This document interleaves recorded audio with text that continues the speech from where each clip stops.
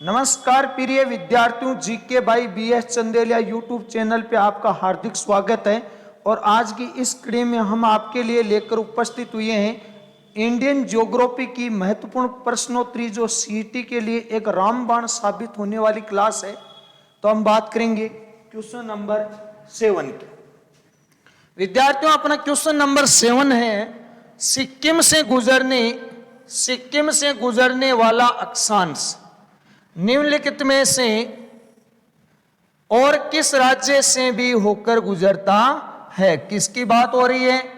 एक राज्य है भारत का, नाम क्या है? सिक्किम। और जो रेखा, अक्षांश रेखा है सिक्किम से गुजरती है, वो और कौन से राज्य से होकर गुजरती है? तो हम इसमें अगर बात करें तो करेक्ट आंसर रहेगा अपना इसमें 1 नंबर राजस्थान से। विद्यार्थियों ध्यान देना, अगर अपन मैप की बात करें तो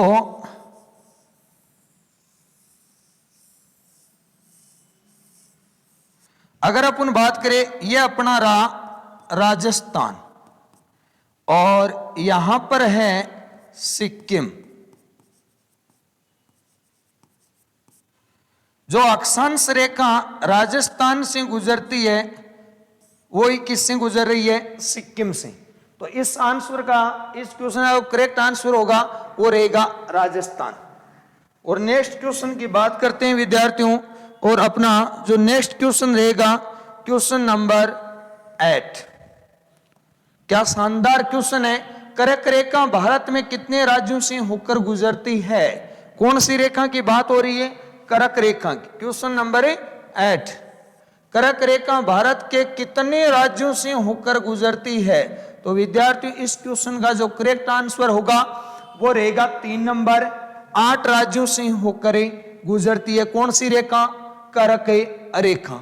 अगर अपन बात करना चाहे कि इस कर्क रेखा कौन कौन से 8 राज्यों से होकर गुजरती है, तो इसके लिए एक शानदार ट्रिक है, ध्यान देना विद्यार्थियों। राम झारखंडी के 6 पंगु मित्र है। तो अगर अपन बात करें इस ट्रिक के अकॉर्डिंग, राज से हो जाएगा यहां राजस्थान से, मैं से हो जाएगा एमपी, झारखंड से क्या होगा? झारखंड, 6 से क्या हो जाएगा? छत्तीसगढ़, से क्या हो जाएगा? पश्चिमी बंगाल से, और गु से हो जाएगा गुजरात, मे से हो जाएगा मिजोरम, और त्रे से क्या हो जाएगा? त्रिपुरा। कितने राज्यों से होकर गुजरती है? 8। ये रहा 1 नंबर, 2, 3, 4, 5, 6, ये 7 और 8। ये 8 राज्य हैं जिनसे कर्क रेखा होकर गुजरती है। और कर्क रेखा को 23.5 डिग्री उत्तरी अक्षांश के नाम से भी जाना जाता है। विद्यार्थियों ध्यान देना, 8 राज्यों की अगर अपन बात करना चाहिए तो देखो इस प्रकार से ये अपना मैप रहेगा।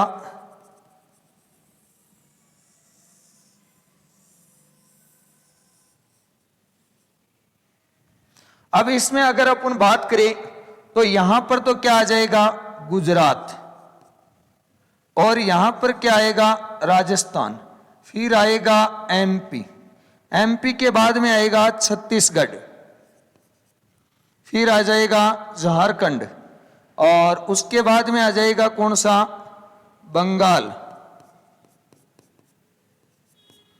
फिर त्रिपुरा, और फिर क्या आ जाएगा? मिजोरम।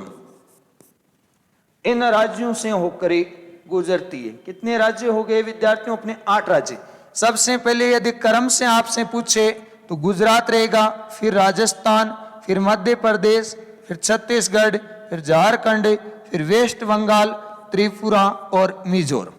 इस प्रकार से इस रेखा का क्या रहने वाला है, कर्म। इस प्रकार से गुजरती है विद्यार्थियों ये रेखा। तो हम नेक्स्ट क्वेश्चन की बात करेंगे और अपना जो नेक्स्ट क्वेश्चन रहेगा विद्यार्थियों वो रहेगा क्वेश्चन नंबर, कर्क रेखा देश के 8 राज्यों से होकर गुजरती है। तो ये तो इसका विवरण दे रखा है और इससे अगर अपन बात करें, ये राज्यों के नाम मैंने बता दिए। क्वेश्चन नंबर 9, ध्यान देना विद्यार्थियों, कर्क रेखा निम्न में से किस राज्य से होकर गुजरती है। तो अभी हमने चर्चा की थी कर्क रेखा न तो महाराष्ट्र से गुजरती है, न उत्तर प्रदेश से गुजरती है और न आंध्र प्रदेश से गुजरती है। तो इस क्वेश्चन का जो करेक्ट आंसर होगा वो रहेगा 4 नंबर, मध्य प्रदेश से होकर गुजरती है कौन सी, कर्क रेखा। और नेक्स्ट क्वेश्चन की बात करेंगे और अपना जो नेक्स्ट क्वेश्चन रहेगा क्वेश्चन नंबर 10, ध्यान देना, निम्न में से कौन सा भारत का राज्य कर्क रेखा के उत्तर में स्थित है।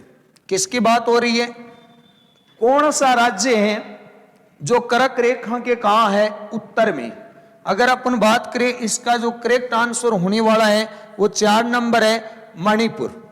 देखो विद्यार्थियों ध्यान देना, आप मैप में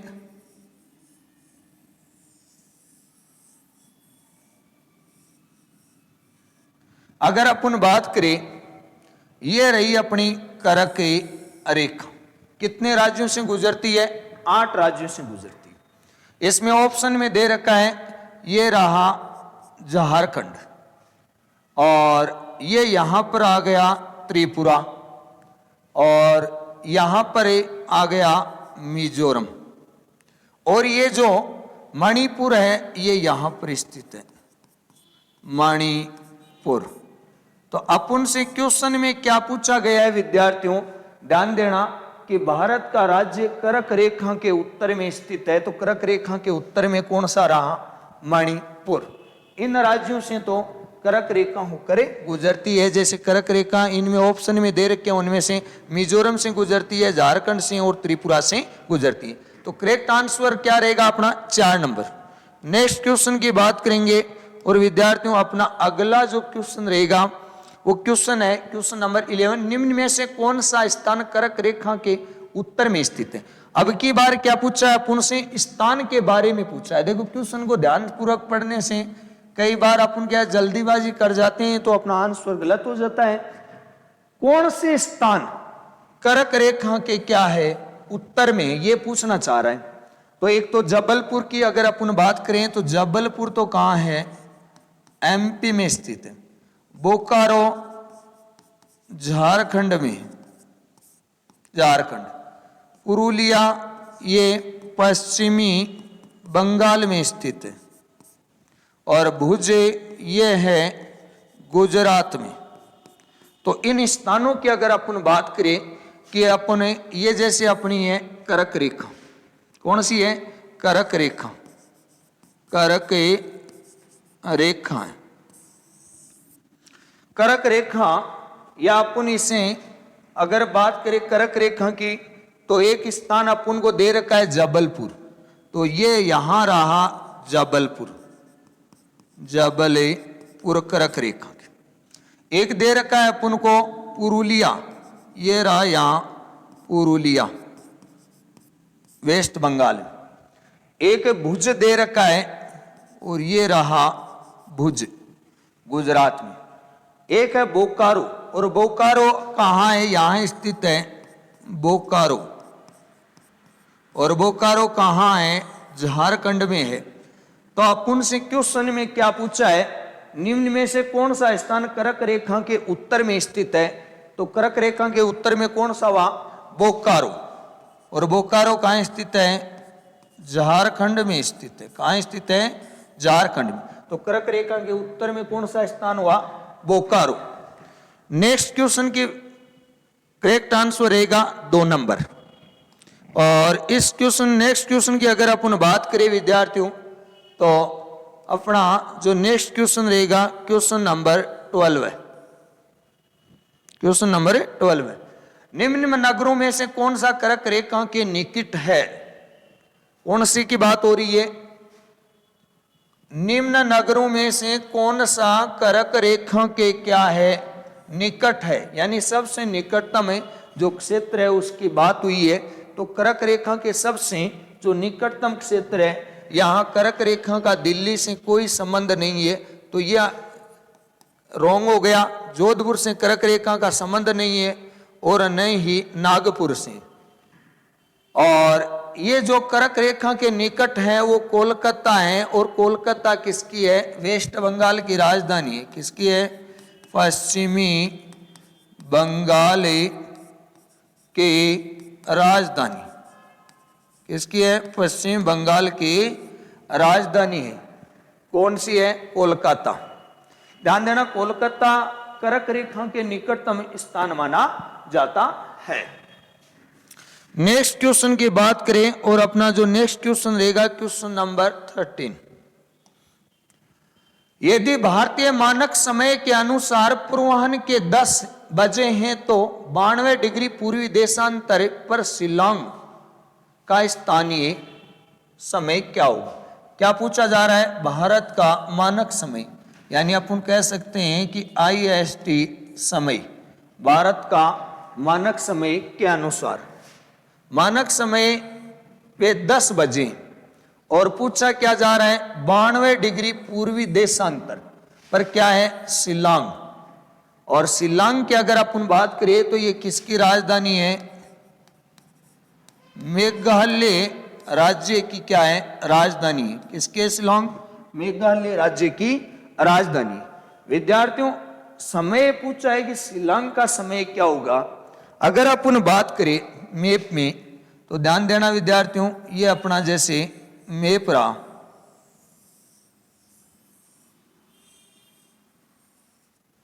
अगर अपन बात करना चाहे कौन सी रेखा की बात हो रही है? देशांतर। और हमारा भारत का मानक समय, तो मानक समय जो रेखा है वो विद्यार्थियों यहां से गुजरती है, मानक समय रेखा। और मानक समय रेखा में यहां पर एक स्थान है जिसका नाम है इलाहाबाद। और इलाहाबाद से भारत का इलाहाबाद है वो 82.5 डिग्री पूर्वी देशांतर पर। कितना है यहां? 82 से 1/2 डिग्री पूर्वी देशांतर पर, 82 डिग्री। और एक राज्य आता है मेघालय की बात हो रही है। इसकी बात हो रही है? मेघालय की बात हो रही है, मेघालय। और मेघालय का जो देशांतरीय विस्तार बता रखा है वो अपन को दे रखा है 92 डिग्री पूर्वी देशांतर। क्या दे रखा है? 92 डिग्री पूर्वी देशांतर। अब अगले ने पूछा क्या है? यह है भारत का मानक समय, 82.5 डिग्री पूर्वी देशांतर इलाहाबाद से लिया जाता है। ये भारत का मानक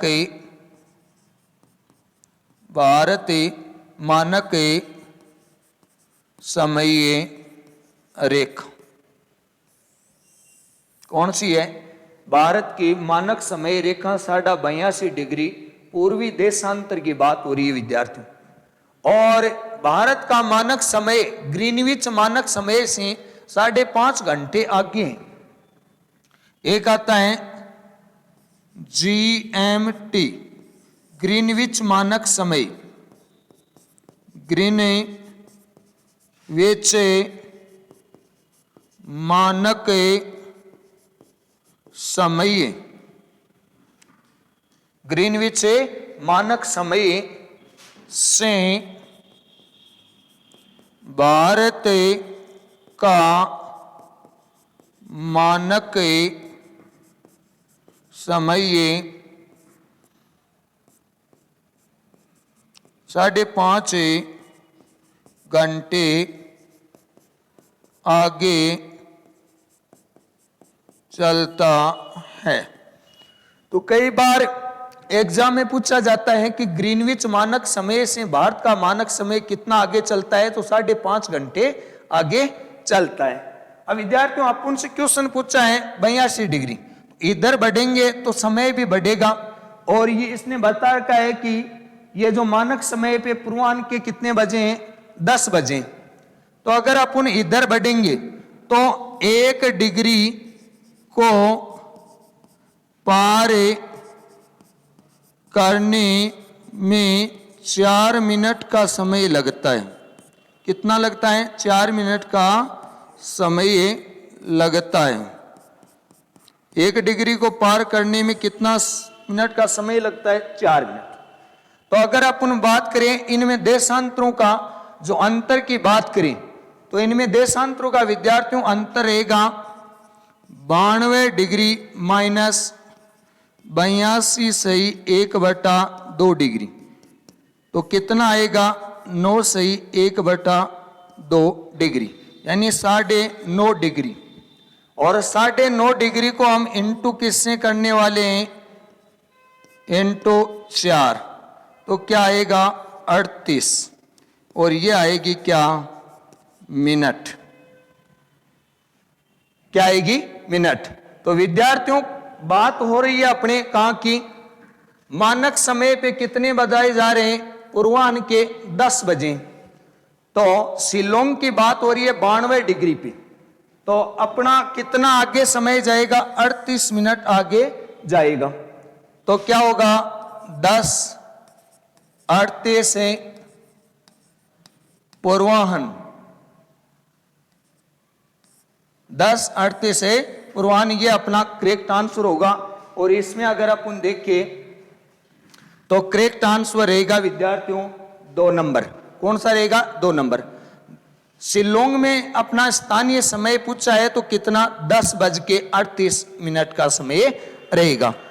और नेक्स्ट क्वेश्चन की बात करते हैं विद्यार्थियों। और अपना नेक्स्ट क्वेश्चन है 14। निम्न कथनों पर विचार कीजिए। पहला जो कथन है, जबलपुर का देशांतर रेखा इंदौर व भोपाल की देशांतर रेखाओं के बीच है। नहीं है, ये तो क्या हो गया? रॉन्ग हो गया।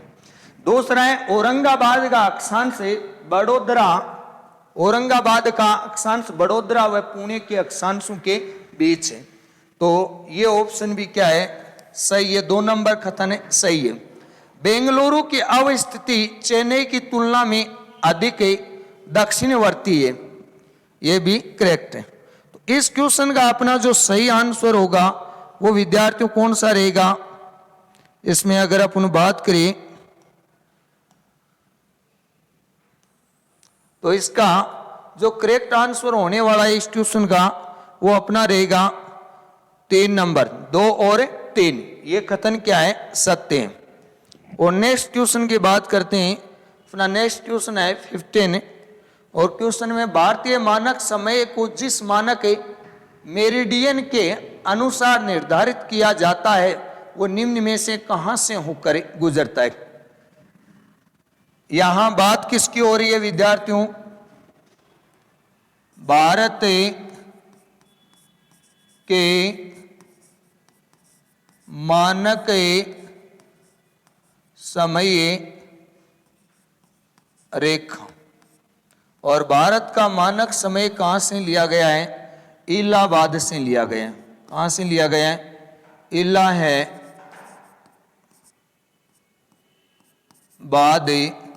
से लिया गया है। और कितने डिग्री देशांतर पर है ये? 82 सही 1/2 पूर्वी देशांतर। विद्यार्थियों ध्यान देना, इस क्वेश्चन का जो करेक्ट आंसर होने वाला है अपना वो रहेगा इलाहाबाद। और इलाहाबाद कहाँ है? यूपी में स्थित है। कहाँ है? यूपी में है इलाहाबाद। और नेक्स्ट क्वेश्चन की बात करेंगे। और अपना जो नेक्स्ट क्वेश्चन रहेगा वो क्वेश्चन नंबर 16। क्वेश्चन नंबर 16 में भारतीय मानक देशांतर भारत के कितने राज्यों से होकर गुजरती है? किसकी बात हो रही है? भारत की मानक देशांतर की। किसकी बात हो रही है? भारत की मानक देशांतर भारत के कितने राज्यों से होकर गुजरती है? तो इस क्वेश्चन का जो करेक्ट आंसर रहेगा वो रहेगा 1 नंबर। कितने राज्यों से होकर गुजरती है? 5 राज्यों से होकर गुजरती है विद्यार्थी। कितने राज्यों से होकर गुजरती है? 5 राज्यों से होकर गुजरती है। अब वो 5 राज्य कौन कौन से हैं, जिनमें अगर अपन बात करें मैप में,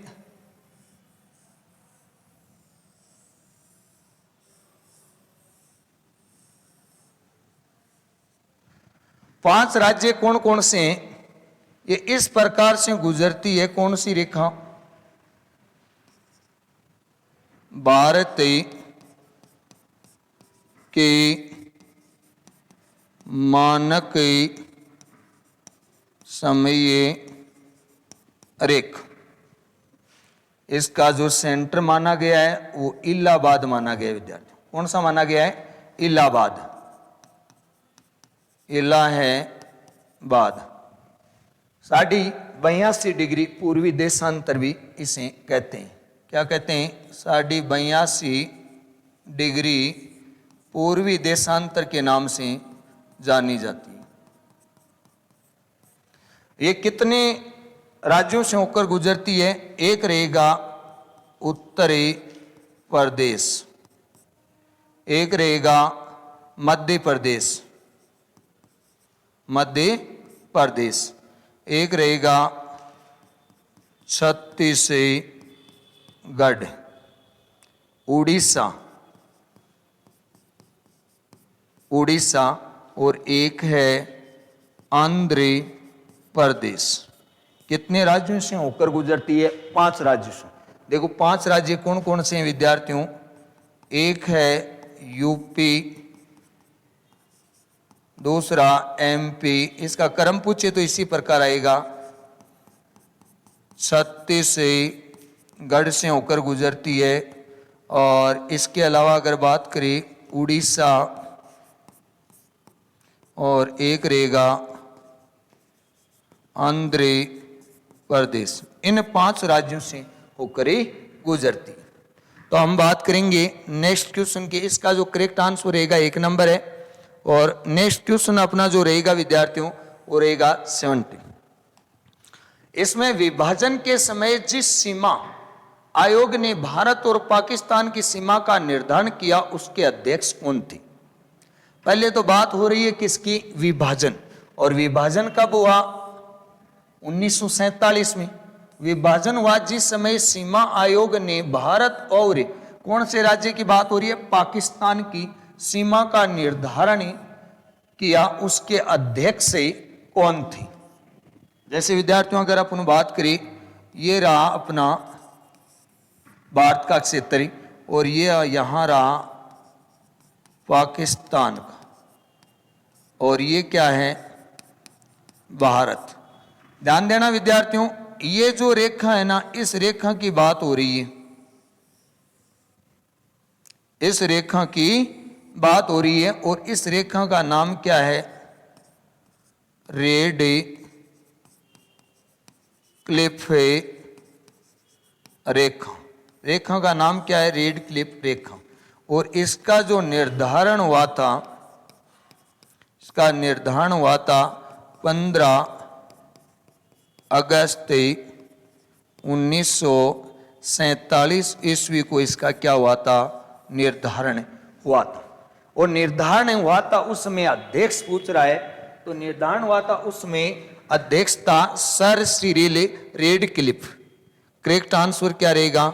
3 नंबर रहेगा, सर सिरिल रेडक्लिफ।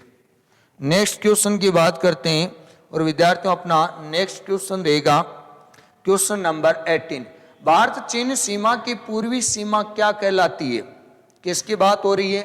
भारत व चीन की पूर्वी सीमा क्या कहलाती है? तो वो क्या कहलाती है विद्यार्थियों?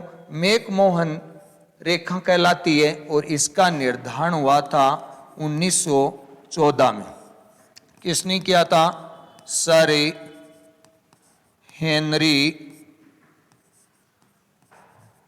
मैकमोहन ने किया था।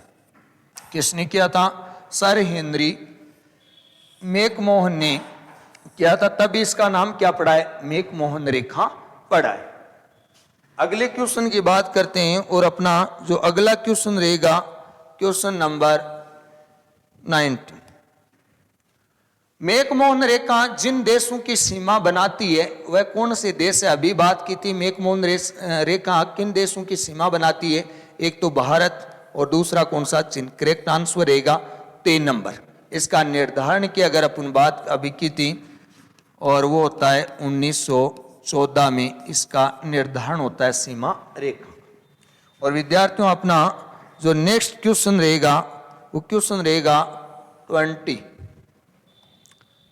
मैकमोहन रेखा कितने भारतीय राज्यों केंद्र शासित प्रदेशों से लगती है? किसकी बात हो रही है?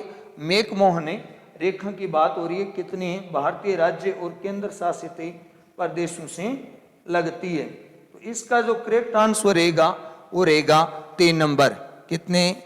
5 राज्य और केंद्र दोनों मिलाकर केंद्र शासित और राज्य कितने हैं? टोटल संख्या 5 है।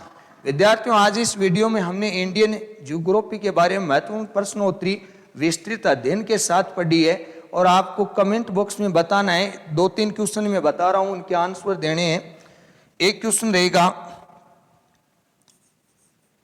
भारत के जनसंख्या